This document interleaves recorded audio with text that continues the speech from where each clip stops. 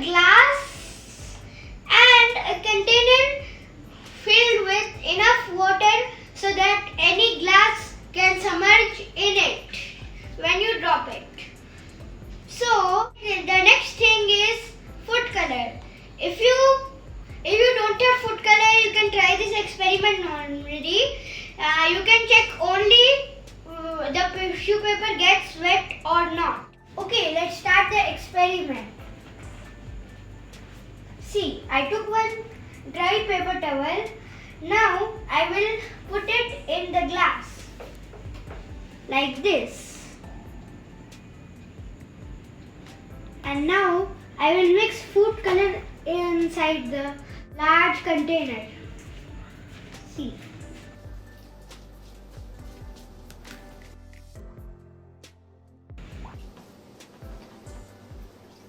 See guys, the water became blue color.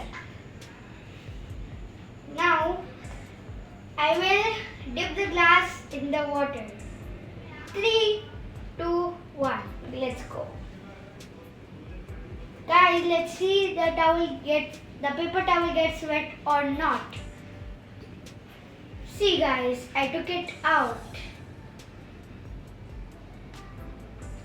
And now let's check it gets wet or not.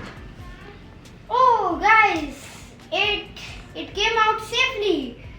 It means that this experiment works.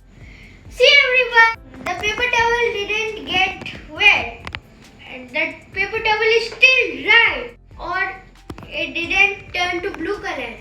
So this experiment works. Now I will tell you the explanation of this experiment. Even though you can't see air, air has volume and it occupies space. This experiment shows the air's volume. When the glass is lowered in the water, air gets trapped in it. To show the thing, I will give you one example. See, if I dip this glass in the water and if I release it, this bubble came.